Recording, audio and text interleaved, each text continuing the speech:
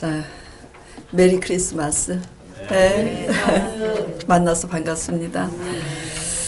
자, 그리스도가 어디서 나겠느냐라는 설교 제목입니다. 예수님께서 어디서 나시죠? 그래요. 부제목은 같은 문제, 다른 반응입니다. 부제목이 같은 문제, 문제는 같지만 반응은 다 다르다. 무엇에 대해서 같은 문제를 가지고 있지만 반응이 다르냐면 그리스도가 어디서 나겠느냐.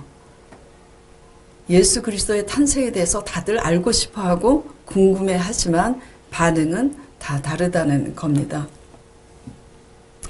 지금 오늘 말씀에 유대인의 왕 그리스도가 어디서 나겠는가라는 문제에 대해서 2절 3절에 보면은 헤롯 왕과 온 예루살렘 사람들이 다 소동합니다. 그렇죠? 지금 이방에서, 이방 사람입니다. 유대인이 아니에요. 이방의 동방으로부터 박사들이 예루살렘에 이르러서 2절에 묻습니다. 유대인의 왕으로 나시니가 어디 계시냐, 어디서 나겠느냐 묻는 겁니다. 우리가 동방에서 그 별을 보고 그에게 경배하러 왔노라 하니, 지금 헤롯 왕과 온 예루살렘이 듣고 어떻게 해요? 소동이 일어납니다. 왜 소동이 일어나냐면 당시 유대는 로마 제국 아래 속국으로 있었다는 거 여러분들이 다 알고 계시잖아요. 로마 분봉왕 헤롯이 그 당시 유대 왕으로 임명되어서 유대인의 왕으로 있었습니다. 그런데 실제 유대인의 왕이 나신다고, 그래서 이렇게 경배하러 왔다고, 또 그가 나와서 다스린다고 종교 지도자들이 이렇게 말하니 지금 실권을 가지고 있는 헤롯 왕이 자기 왕권의 그 입지가 흔들리잖아요. 왕권에 대한 두려움 때문에 헤롯은 헤롯대로 소동을 하고, 또 온 예루살렘이 왜 또 소동할까요? 유대인들이잖아요. 온 유대인들은 그 당시 로마 탄압 아래, 로마 제국의 탄압 아래 있었기 때문에 실제로 유대인의 왕이 오시면 자기네들을 로마 제국 아래서 해방시켜 줄 거를 기대하고 있기 때문에 이렇게 소동을 합니다. 그러니까 온 유대인들이 소동하는 그 이유와 목적은 다 다른 거예요. 해방되기를 바래서 난리가 난 거고, 헤롯 왕은 진짜 이 유대인의 왕이 진짜 나타나가지고 이렇게 다스린다 하면 내 왕권은 사라지니까 또 죽이려고 혈안이 돼서 지금 소동을 하는 거예요.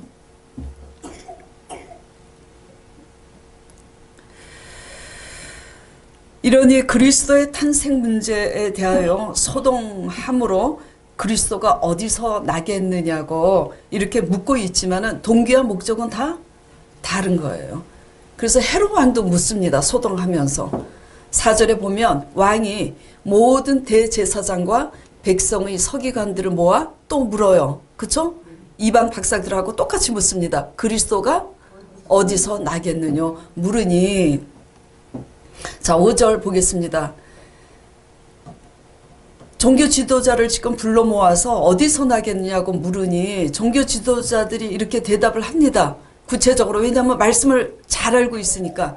유대 베들레헴이오니 이는 선지자로 이렇게 기록된 바, 또 유대 땅 베들레헴아 너는 유대 고을 중에 가장 작지 아니하도다. 너에게서 한 다스린 자가 나와서 그가 내 백성 이스라엘의 목자가 되리라 하였습니다. 목자에 대한 의미를 영적으로 알지 못하는 그 헤롯 왕은, 헤롯 왕 귀에 들리는 것은 한 다스리는 자가 나와서 이 땅을 뭐죠? 치리하고 다스리겠다, 이것밖에 들리지 않는 거예요.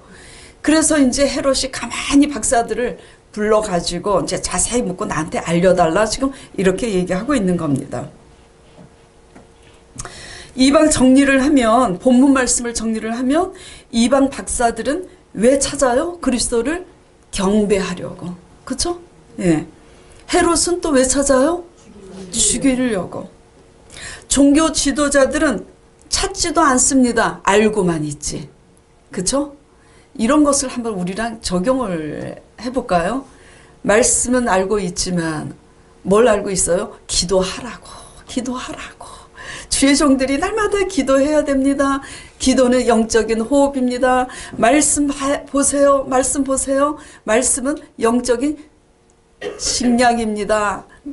이렇게 해도 말씀을 안 보고 기도 안 하면 아무 소용이 없는 것처럼 이 종교 지도자들은 예수 탄생에 대해서 자세히 알고 있지만 경배하러 가지 않습니다.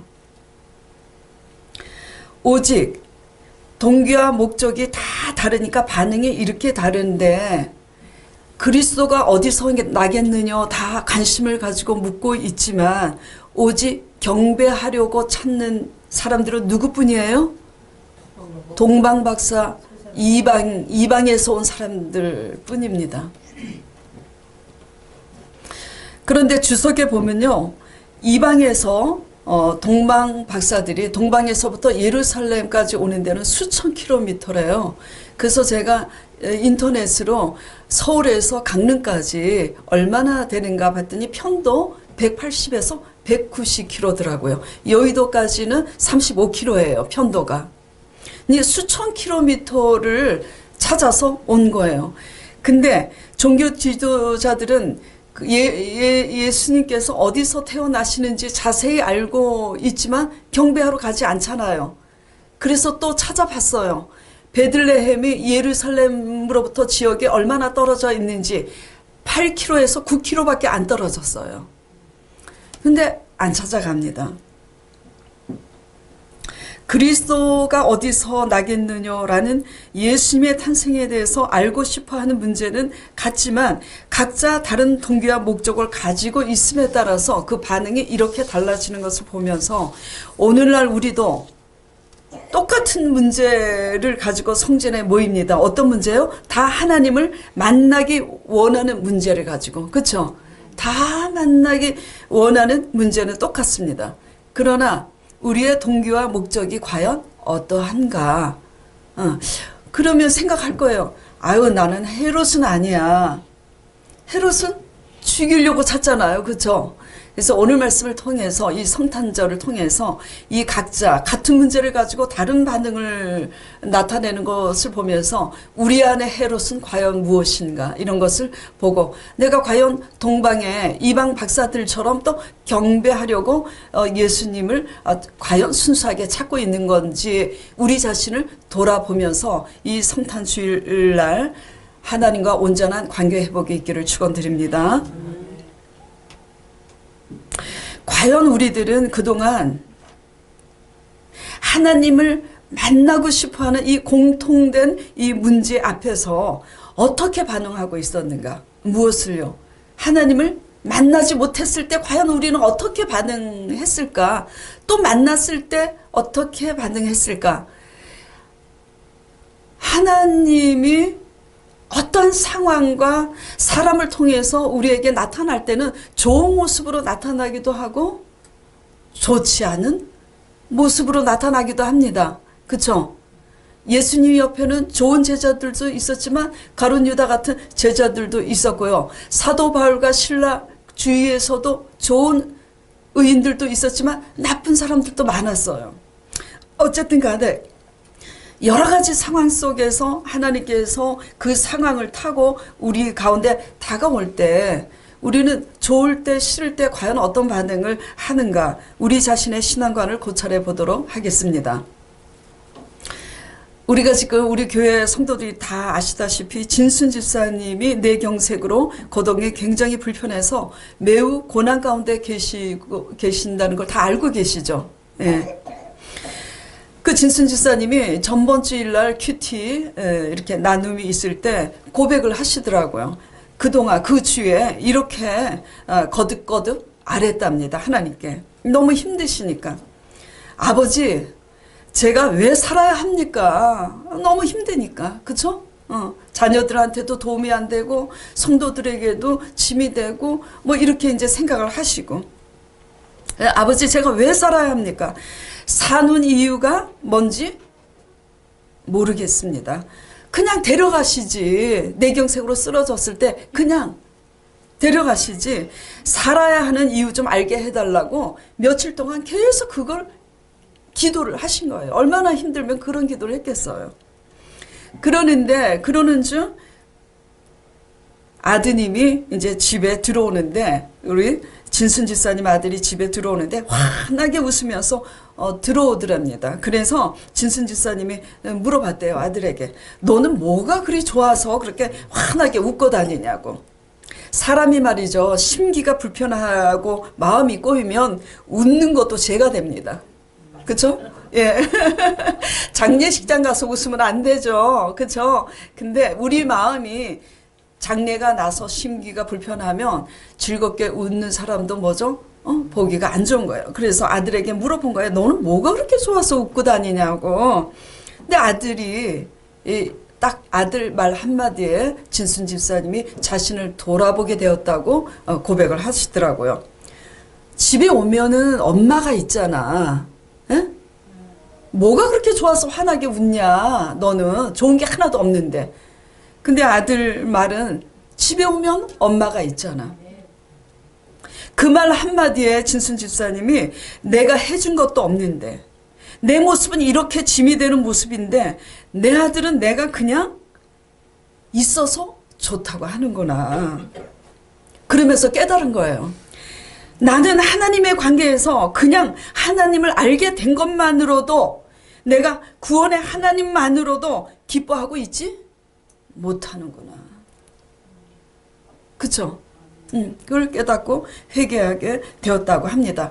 그러면서 이제 전번주에 시편 말씀을 계속 우리가 묵상했잖아요. 그래서 시편 말씀 큐티를 나눴는데, 시편 말씀을 통해서 새 힘을 얻게 돼서 진순 집사님이 큐티 시간에 또 고백을 하는 거예요. 그 시편 31편 12절 15절 말씀이 무엇이냐면, 자, 12절에서부터 15절까지 요약해서 제가 얘기를 할게요. 12절에 보면은 내가 지금 다윗의 시편입니다. 다윗이 사울왕의 핍박으로 사막에 쫓겨 있을 때 이렇게 기도한 거예요. 탄원시입니다. 내가 사람들에게 잊어버리바 됨이, 그쵸? 사람이 내가 죽은 자를 마음에 두지 아니함과 같으니이다. 지금 그렇게 고백을 하는 거예요. 그쵸? 예?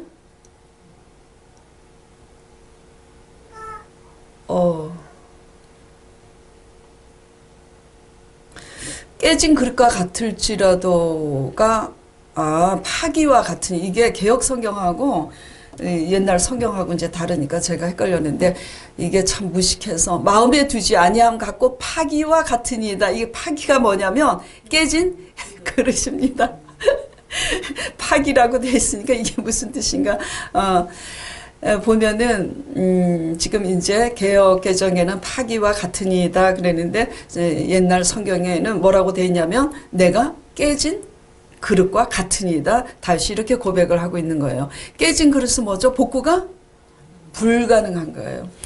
그러니까 사람들에게 잊어버린 바 되고, 내가 사막에서 쫓겨나서 십몇 년을, 십수년을 이렇게 있는데 가망이 없어 보이는 처지가 됐습니다. 14절에 뭐라 그래요? 그런데 14절에 여호와여 그러하여도, 어떠하여도 깨진 그릇과 같이 사람들에게는 잊어버린 바 되고 나는 불가능한 자와 같아도, 여호와여 그러하여도 나는 주께 의지하고 말하기를 주는 내 하나님이라 하연, 이렇게 고백을 하는 거예요. 하였나이다. 그러면서 내 시대가, 내 앞날이 주의 손에 있으니 내 원수의 손에서 나를 건지소서. 지금 이렇게 다윗의 탄원시를 보면서 그 아들 건호군 일로 인해서 깨달은 진순 집사님께서 깨닫고 이제 하나님으로 인해서 내가 깨진 그릇과 같이 지금 병원, 인간적인 힘으로서, 의술로서 뭐죠? 지금 되돌아올 수 없는 몸이 되었지만 그러하여도 그냥 하나님으로 내가 즐거워하기를 결단하고, 그러하여도 내 앞날이 불가능해도 아버지께 있나이다. 다윗의 이 고백이 진순 집사님의 신앙 고백이 된 거예요. 이런 고백을 한 다윗이 어떻게 됐어요? 사막에서 결국 나와서 이스라엘을 통일시키는 뭐죠? 왕이 됐잖아요. 아주 위대한 왕이 되었잖아요. 자, 제가 왜 진순 집사님의 간증을 드리냐면, 그리스도가 어디서 나겠느냐라는 문제, 다 같은 문제 앞에 반응이 각자 다른데, 오직 순수하게 그 별을 보고 예수 탄생을 알리는 그 별을 보고 가장 크게 그냥 아무 조건도 없이 그저 크게 기뻐하고 기뻐한 자는 동방박사란 얘기죠. 엄마가 해주는 것이 없어도 엄마라는 존재가 있기 때문에 그냥 기쁜 거. 근데 자식이, 이게 죄송해요, 호로 자식이라 그러잖아요. 불량하고 나쁜 자식이고 호로 자식이면 어때죠? 다른 부모들은 돈도 많고 막 이렇게 해서 군대 제대하고 대학교 들 때 자가용도 사주고, 그런데 우리 엄마는 이렇게 되고 원망 불평을 많이 할 거 아닙니까? 근데 그거를 우리의 모습으로 반출을 시켜보면 우리가 과연 하나님을 믿을 때도 마찬가지라는 거죠. 우리가 원하는 대로 해주지 않으면 원망 불평이 따라오잖아요. 그런데 하나님이 우리가 원하는 대로 해주지 않아도 오히려 다윗이 선을 행하였음에도 사막에 쫓겨난 것처럼 우리도 하나님을 사랑하기 때문에 하나님의 의를 행하고 선을 행하였는데 억울한 소리 들을 때, 그쵸? 정말 솔직한 얘기로 선을 행했는데 상대방이 물에 빠진 사람 건져 넘어 왜 내 보따리 내놓으라는 그런 속담이 있는 것처럼 그렇게 선을 행했는데도 막 시비를 걸고 억지 소리를 하고 그러면 우리도 사람이니까 어떻게 돼요? 다 짜증납니다. 짜증나요. 그런데도 이런 문제가 어떻게 적용이 돼야 될까? 그냥 순수하게 아기 예수 탄생을 알리는 그 별로 인해서 크게 기뻐하고 기뻐한 자만 수천 킬로를 그 수고를 마다하고 달려올 수 있는 거예요. 그 수고.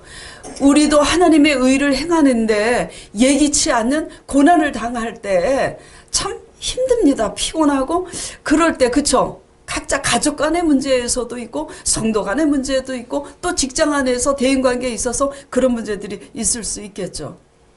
근데 과연 우리가 그 인생의 긴 여정, 힘든 고단한 그 삶의 여정에서 우리가 어떻게 해서 동방박사처럼 힘들지라도 그 수천 킬로를 달려온 동방박사처럼 그냥 조건 없이 순수하게 달려올 수 있을까? 그것은 방법이 없어요. 그냥 믿음밖에는 없고, 어떤 믿음? 내가 시달리고 힘든 상황에도 그러함에도 불구하고 나를 위해서, 내 죄를 위해서 죽으시고 부활하신 예수 그리스도의 성령께서 그 시련과 고난 가운데서 능히 하나님의 의도 안에서 감사하고 기뻐할 수 있도록 도우시는, 깨닫게 하시는, 지금 진순 집사님이 깨달았잖아요. 며칠 동안 한 주 내내 어떤 기도를 했다 그랬어요? 그냥 데려가시지 내가 왜 살아야 되느냐고, 살고 싶지 않은 겁니다. 그렇게 했는데 아들이 들어오면서 환하게 웃는 그 모습에 질문을 했더니 엄마가 있어서 좋다는 그 말 한마디에 깨닫는데, 깨닫게 하신 것도 누굽니까? 하나님이에요. 그래도 그 속에 뭐가 있기 때문에 저자씨만한 작은 믿음이라도 하나님을 사랑하고 경외하는 마음이 있으니까 깨닫게 하신 거예요. 그 깨달은 그 마음을 편승해서 하나님의 말씀을 묵상하니까 다윗의 시편의 고백이 나의 힘이 될 수 있었던 것처럼 우리도 진순 집사님하고 문제는 다 다르지만 각자 짐이, 무거운 짐이 있습니다. 그렇죠? 각자 무거운 짐이 있는데도 불구하고 그 짐에서 오히려 짐이, 지금 진순 집사님이 그래서 짐이 가벼워졌어요? 안 가벼워졌어요? 데려가시라고 할 때는 또 언제고, 그렇게 하고 말씀으로 힘을 얻고 아들로 인해서 깨닫고 나니까 상황은 달라진 게 없는데 뭐죠? 마음이 달라진 거예요. 그러니까 뭐가 바뀌어야 되냐면, 우리가 문제는 있지만 각자 무거운 짐이 있지만 뭐가 바뀌어야 되냐면 관점이 바뀌어야 되는데, 이 관점을 바꾸게 하시는 이가 누가 그렇게 하시냐면 죄에 대해서 죽고 하나님의 의에 대해서 부활하신 성령께서 그렇게 관점을 바꾸게 하신다 이거죠. 그래서 진순 집사님을 그렇게 도우셔서 깨닫게 하시고 말씀으로, 믿음으로 힘을 주신 것처럼 우리에게도 동일한 그 힘을 어려운 가운데 주시기 위해서 성령님께서 오셨습니다. 그래서 근데 제가 여쭤볼게요. 어두운 밤에 별이 한 개입니까? 두 개입니까? 억수로 많잖아요. 그쵸? 근데 그 별이 예수님 알리는 별인지 어떻게 알았을까요? 그쵸? 주석을 아무리 찾아봐도 아무도 몰라. 그쵸? 아무도 몰라. 그런 것처럼 성령님이 계시하는 그 계시는 바람같이 임하신다고 부르시는 자와 뭐죠? 부름 받은 자만 아는 거예요. 또 꿈을 통해서도 계시하시잖아요. 그쵸? 꿈에 주의 천사가 나타나서 어떻게 해요? 헤롯에게 가지 말라고. 근데 옆에 사람이 듣습니까? 다 같이 누워서 자도요. 계시를 받는 자만 받는 겁니다. 그래서 똑같은 말씀을 봐도 믿음으로 보는 자만, 잠을 자도 주의 천사가 얘기를 해도 믿음으로 받는 자만 그 계시를 알아들어요. 그래서 이 초자연적인 하나님의 그 계시는 그 별을 보고 아기 예수 탄생을 알리는 별인지 어떻게 알았을까? 그건 설명할 수가 없어요. 설명할 수가 없어. 똑같은 말씀을 보는데도 어떤 사람은 그 말씀이 믿음이 되어서 계속 수년 동안 가다 보면 그 믿음대로 실상이 일어나잖아요. 그렇죠? 그걸 어떻게 설명하겠어요? 근데 어떤 사람은 날마다 말씀을 봐도 알기는 아는데 종교 지도자들이 설명하는 것처럼 알기는 아는데 경배를 하러 갈 감흥이 없는 것처럼 말씀을 봐도 감동이 없어요. 왜냐하면 믿음이 없으니까. 믿음이 없어서 감흥이 없으니까 말씀을 봐도 또 깨달아요? 못 깨달아. 그러니까 감흥도 없고 회개할 마음도 없는 거야. 그냥 말똥 뭐죠? 그걸 뭐라 그랬지? 싱겁게 그냥 아무 감흥이 없이 말씀을 보는데 믿음이 있는 자들은 말씀을 보면서 흥분합니다. 흥분해요. 절망 가운데 새 힘을 쏟고 그 다음에 또 말씀을 보면 믿음으로 보면은 믿음의 정신, 계시의 정신이 믿음이잖아요. 그렇게 보면은 어머 이 말씀이 나구나, 헤롯이 나구나, 나 아닌 줄 알았는데 이렇게 되는 겁니다. 그래서 그 별, 어둠 속에서 그 별이 아기 예수 탄생을 알리는 별인 것을 알고 그 별의 인도를 따라 온 것처럼 그 별은 오늘날 무엇이냐면 부활하신 예수 그리스도의 성령이시고 믿음이고 말씀이 빛입니다. 예, 그래서 그 말씀 따라서 그리고 그 말씀에 조명하시는 성령의 정신을 따라서 그것을 우리 마음을 믿음으로 합하여서 믿음을 가지고 그 말씀 따라 성령 따라 가면은 무슨 일이 일어나냐면 실제로 주의 얼굴을 볼 수 있는 그런 시간이 오는 겁니다. 예. 금요 기도회 때 제가 물었어요. 저는 근심 걱정 하나도 없어 보이죠? 제가 물어봤습니다. 물어봤더니 당연히 그렇지 않나? 라는 그런 표정을 보면서 씩씩하게 얼른 끄떡끄떡 하시더라고요. 그래서 제가 웃으면서 아마도 제가 가장 근심 걱정이 많을 겁니다. 이제 제가 그랬어요. 그러면서 이 찬송을 부르자고 이 찬송을 불었습니다. 저기 487장 찬송인데 근심 걱정 무거운 짐 아니 진짜 누군가 부질없이 낙심 말고 뭐죠? 근심 걱정 무거운 짐 아니 진짜 누군가 다 있어요. 경제적으로 어려운 사람들은 그게 가장 무거운 짐이에요. 그리고 병이 든 사람들은 또 그게 가장 무거운 짐이에요. 그래서 이제 병들고 경제적으로 어려운 사람들은 돈 있는 부자들이나 기업가 보면 부러워요, 안 부러워요? 근데요, 또 얘기를 해볼까요? 기업가들은요, 달달이 흑자를 내어서 자기만을 바라보는 그 식솔들의 월급을 충당해야 되는 무거운 짐이 있습니다. 알란가 몰라요? 그쵸? 그리고 또 교회 사역자는 이런저런 사람 잘 수용해서 하나님 앞에 사명 감당해야 되는 무거운 짐이 있어요. 근데 한번 설명을 해볼게요. 저 알아달라고 이거 지금 얘기하는 게 아닙니다. 이게 무슨 얘기냐면 깨달으시라고. 자, 경제적으로 어렵다, 병들었다. 누구 문제예요? 내 문제예요. 그러나 돈 많아 보이는 기업가들은요. 뭐죠? 많은 식솔들을 먹여 살리기 위해서 흑자를 내야 되는 남의 짐을 지고 가요. 사역자들도요. 여러분들을 제가 낳았습니까? 모세가 그러잖아요. 이스라엘 백성들을 내가 못해서 저 백성들을 내가 낳았습니까? 너무 힘드니까 왜 내가 인솔에 가야 됩니까? 그렇잖아요. 내가 안 줘도 될 짐을 하나님 때문에, 내가 구원받았다는 것 때문에, 그 은혜와 그 믿음에 감사해서 순종함으로 지금 남의 짐을 지고 가는 겁니다. 그렇게 따지고 보면요, 남의 짐 지고 가는 게 더 힘든 거예요. 자기 짐 때문에 힘든 것보다. 왜 이 얘기를 하느냐? 저 알아달라고 하는 겁니다. 그게 아니고 뭐냐면, 다 남의 입장에서 생각해 보면 내 짐만 짐이 아니라는 걸 깨달으시라고 지금 드리는 거예요. 그러면 여기서 제가 이제 드리고 싶은 메시지가 이제 뭐냐면, 그리스도가 어디서 나겠느냐 라는 문제에 대해서 각자 동기와 목적이 하나님 앞에 불량한 대로 불량한 반응을 하잖아요. 각자 무거운 짐 속에서, 각자 무거운 짐은 이방 박사들이 어두운 밤에서 별을 찾아서 와야 되는 것처럼 깜깜한 밤입니다. 각자 무거운 짐은. 근데 그 밤을 어떻게 극복하느냐라는 문제예요. 그렇죠? 그 밤을 보면서 나만 무거운 짐진 것처럼 막 신세 타령하고, 이제 진순지사님은 안 그러시니까 이제 단에서 제가 씩씩하게 얘기하는데, 그렇게 되지 않았을 때 얘기하면 이제 흉보는 게 되잖아요. 날 데려가시지 말이야. 나는 왜 이렇게 가난하게 살아야 됩니까? 나는 왜 이렇게 병들어야 됩니까? 아버지, 저 인간은 왜 아버지 내 남편이 되었습니까? 예, 계속 이렇게 하면 그게 각자 우리에게 문제의 짐이고 어두운 밤이잖아요. 각자 어두운 밤을 어떻게 헤쳐나갈 것인가. 그리스도가 어디서 나겠느냐.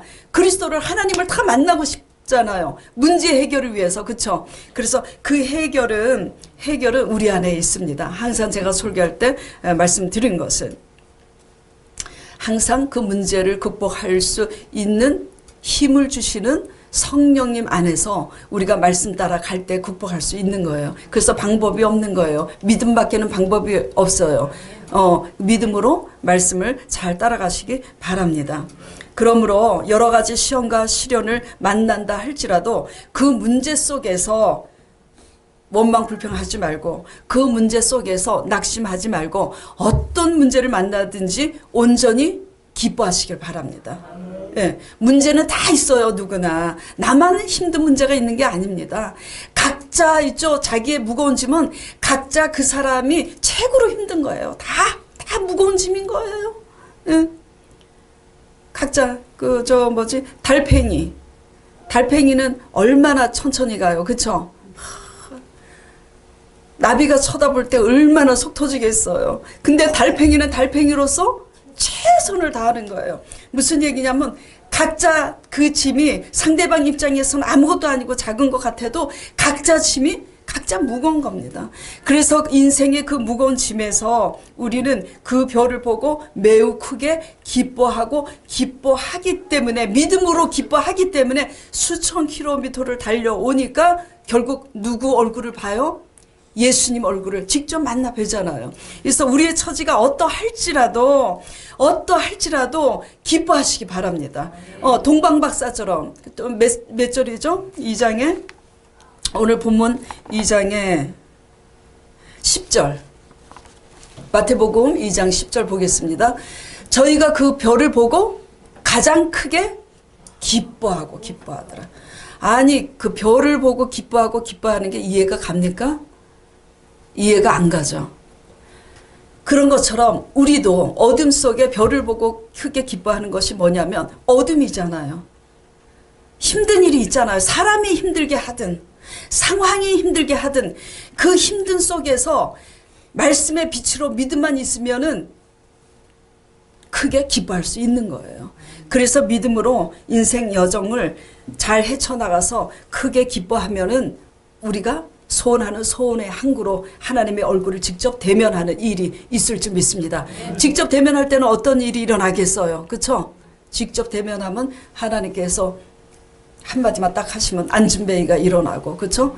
그리고 또 직접 대면하면 내 안진배이가 일어나지 못한다 할지라도 주로 인하여 즐거워하고 기뻐하는 그런 그릇들이 언제나 성숙한 크리스찬이 될 줄 믿습니다. 그래서 그리스도가 어디서 나겠느냐 라는 이런 문제 앞에서 그분의 얼굴을 뵐 수 있는 비결은 어둠과 절망 속에서도 뭐죠? 자족하고 감사할 수 있는 겸손한 마음이 필요해요. 자족하는 거가 굉장히 중요합니다. 자족하지 않으면은 어떻게 돼요?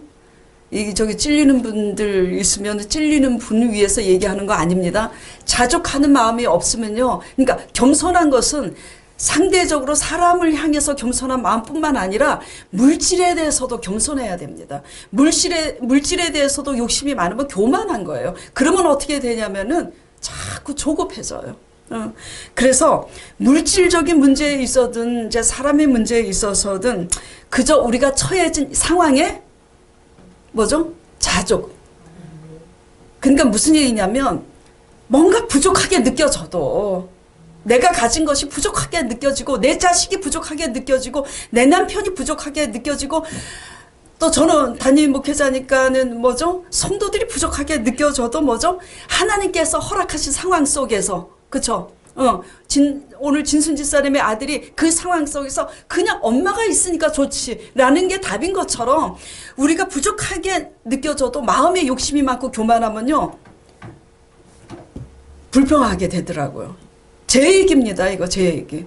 그러니까 여러분들도 그 여러 가지 좀 못마땅하고 부족한 그런 상황 속에서도 하나님의 성령과 말씀 안에서 자족하고 감사할 수 있는 빛을 발견하시기 바랍니다. 그렇게 하고 또 시험과 시련 속에서 자족하고 감사함으로써 예수 그리스도의 성품에 참여할 때 결국은 하나님을 만나게 될 줄 믿습니다. 자, 그러면 이제 긍정적인 면에서 동방의 이방 박사들 같이 어둠 속에서 헤쳐나가는 그 빛을 보고 극복하려면 어떻게 해야 되느냐라는 문제를 다뤘다면 이제 헤롯과 같은 모습이 과연 뭘까 한번 적용해 보도록 하겠습니다. 지금 헤롯은 예수님을 죽이려고 찾잖아요. 그렇죠? 헤롯은 과연 무엇의 혈안이 되어서 이렇게 죽이려고 찾는가? 에? 무엇이? 그 헤롯은요 보니까 70세에 죽었습니다. 어떻게 죽었냐면 악질에 걸려서 죽었어요. 그래서 제가 이제 이거를 할까 말까 하다가 그냥 가로 놓고 이렇게 썼는데 순악질로 살지 않기를 축원합니다. 제가 가로를 했는데 악질에 왜냐면 너무 잔인하고 악하잖아요. 그러니까 악질에 걸려서 죽었더라고요. 그래서 제가 깨달은 게 야 이렇게 악질스럽게 순악질로 살면 안 되겠구나 그런 걸 깨닫게 되었는데 이렇게 너무 순악질스럽게 살지 않기를 축원드립니다. 그 헤롯과 같이 믿는 것이 과연 무엇인가? 헤롯은 지금 종교 지도자들이 예수님이 어디서 나시는지 알려줬어요? 안 알려줬어요? 알려줬잖아요. 그랬는데도 자기가 다스려야 되는데 예수님의 다스리는 그 통치를 받으면 안 돼. 내가 왕이잖아. 나만 왕이잖아요.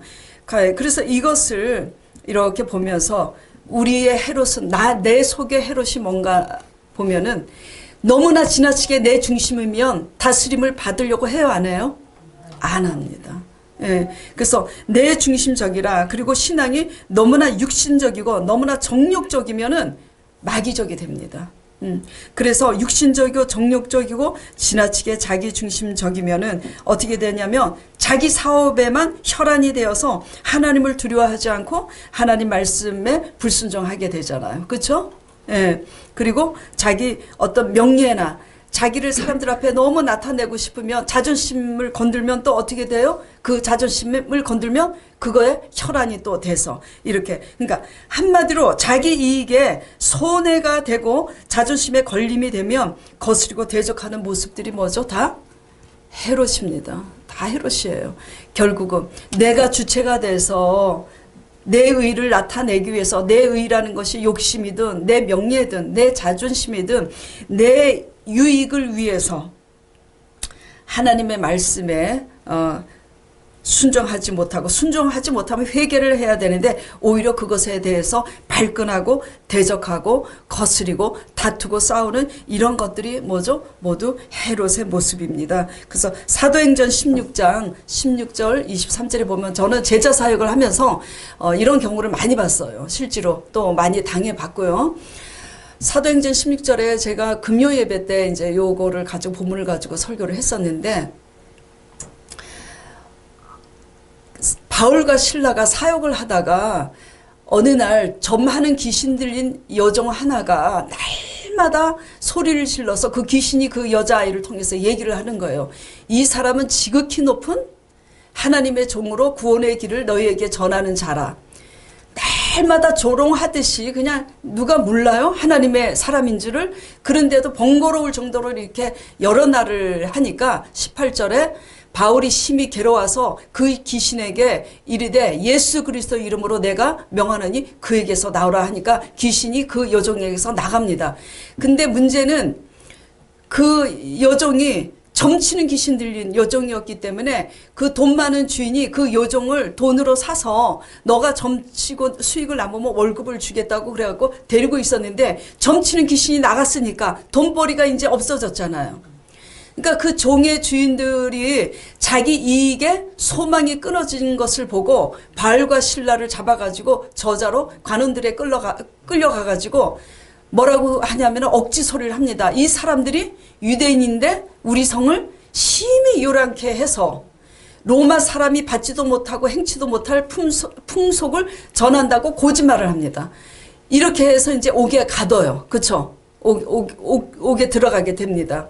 그래서 이런 모습, 이게 이제 뭐냐면은 사역을 하면서 제자 사역할 때 이제 많이 그런 걸 경험을 하고, 아직 이제 우리 교인들은 없는 줄은 믿습니다. 그런데 이게 보면은 자기 이익의 소망이 끊어진 것을 보고 이렇게 억지 소리를 하고 억울하게 의인들을 이제 거스르고 대적해서 옥에 가두지 않습니까? 그래서 이런 것을 보면서 우리가 과연 이런 모습이 아닌가. 그렇죠? 예. 왜냐하면 지금 여종이 귀신이 나갔으니까 그 여종이 온전해진 것으로 기뻐해야 돼요. 기뻐해야 돼. 그런데 그거 하나도 안 기뻐. 그리고 바울과 실라가 좋은 사람이야. 근데 좋은 사람인 것도 관심이 없어. 오직 뭐밖에는 관심이 없어요? 자기 이익의 소망이 없어진 것만 관심이 있는 거예요. 헤롯이 지금 예수님을 왜 죽이려고 찾냐면 자기 왕권이 흔들리니까 자기 유익 때문에 찾는 겁니다. 그러니까 결국은 우리가 신앙생활을 하는데 내가 하나님을 믿는데 내 이익의 소망이 끊어지면 행동이 달라지는 거예요. 실제로 저번 주인가 3주 전에 제가 설교할 때 그 얘기를 했었죠. 실제 있었던 일. 개척교회 초창기 때 그런 일이 있었는데 갑자기 어느 형제가 태도가 하루아침에 너무 달라져가지고 성령님께 제가 여쭤봤는데, 성령님 왜 저렇게 저 사람이 하루아침에 저렇게 바뀐 거죠? 위기를 면했기 때문이다. 성령님께서 그렇게 말씀하셔서 아 그렇구나, 이렇게 필요를 따라서 달라지는구나. 그래서 우리가 신앙생활을 하지만 내 유익에 내가 원하는 대로 되지 않았을 때 과연 우리는 어떻게 처신을 하는가, 이런 것을 돌아보셔서 내 유익을 따라서 이렇게 이런 반응들이 손바닥 뒤집듯이 너무 뒤집어지고 그런다면 우리가 내 모습이 헤롯의 모습이구나. 그렇죠? 이게 소망이 끊어져서 이렇게 행패류를 부리는 이 주인의 모습이구나 하면서 회개하시길 바랍니다.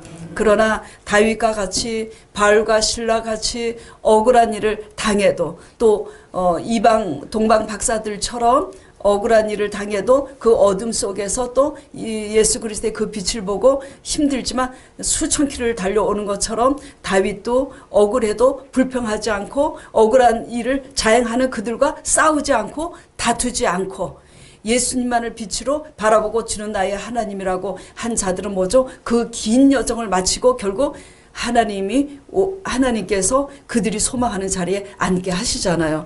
여러분 모두 모든 시련과 어두운 그런 절망의 터널이 있고 또 사람으로 인한 시험과 시련, 경제적인 문제의 시련이 있어도 이렇게 그 별을 보고 따라가는 것처럼 하나님의 말씀을 믿음으로 성령을 따라서 잘 승리하고 가시길 축원드립니다. 아멘.